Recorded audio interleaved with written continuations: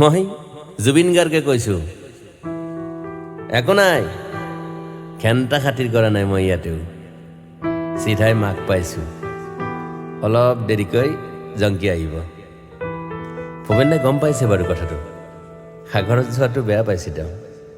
আকৌ কৈছোঁ দেই, এইকেইদিন অকল মায়াবিনী বাজিব ধুমুহাৰ সতে। It's a fantasy. মই আগতেও কৈছোঁ, মোৰ কোনো জাতি নাই, মোৰ কোনো ধৰ্ম নাই। বহুত মানুহ হ'ব, কিন্তু বহুত মানুহ। মন্ত্ৰীৰ লগতো নাযায় ইমান মানুহ। ৰিক্সাৱালা, ঠেলাৱালা, ভিক্ষাৰী, হিলছমেন, সকলোকে চাব দিবি মোক। পুলিচ কেইটাক কৈছোঁ, পাৰিলে ইউনিভাৰ্চিটিৰ ফালে মোক সমাধিস্থ কৰিবি। গুৱাহাটীত হ'লে সুবিধা হয়, হাতাইখিনি মানুহ পাই থাকিম। মাতটোহে দিব নোৱাৰোঁ, বাকী ৰাতিপুৱা হ'লেই গান বাজিবই দেখোন।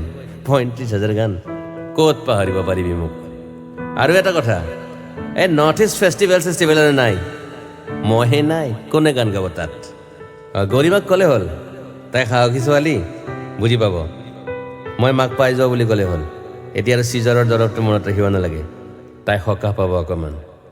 তাইক হাবিলৈ যাই নোহোৱা হৈ যাম বুলি কৈছিলোঁ, সাগৰতে আৰু এটা কথা কিন্তু, ছিংগাপুৰ ঠাইখন ভাল কিন্তু, ইটছ এ ট্ৰু।